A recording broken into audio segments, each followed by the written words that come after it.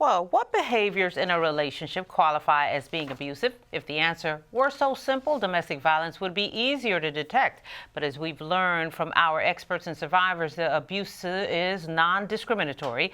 It crosses every racial, gender, and economic line. And sometimes the non-physical scars run deeper.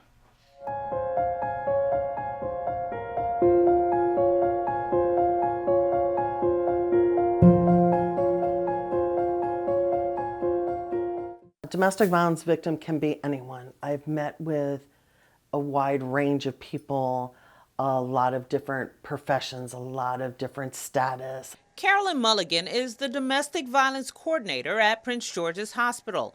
Her role entails meeting with patients who doctors and nurses have identified as possible abuse victims. Have you been hit? Have you been slapped? Have you been choked? Then people start saying yes, and they might identify themselves as a victim. Sophie Ford is the director of the county's Family Crisis Center. She says domestic violence is hard to identify. That's one of the most challenging things for people. There is no look in terms of what it could actually look like when it's being done.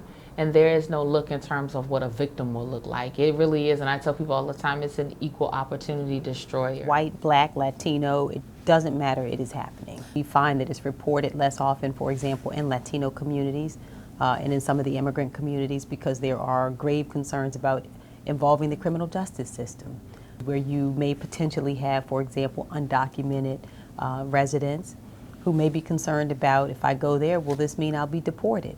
Domestic violence isn't always a slap or a punch. The abuse I suffered was not physical at all. 80% of victims don't have physical scars to prove that they're victims. The first assault to domestic abuse is a verbal assault. It can also look like financial abuse, where a person is the primary breadwinner in their family and they're withholding earnings from a person, or they use the shelter or food that they provide or clothing that they provide to keep a person under control. There were incidents where he crashed into the garage not once but 3 times. He made the house unlivable, where it was uninhabited for me to even stay there when he came by, and bust all the toilet tanks, turned all the water on, flooded the home where I couldn't even live in the home. So I had no choice but to leave. And psychological and emotional abuse can really look like where people are being verbally demeaned and really put down day to day, so that their self-worth is so low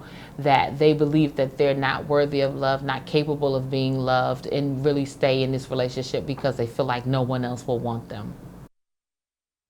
CTV News will have more stories on this important social issue in the coming days as the country observes Domestic Violence Awareness Month.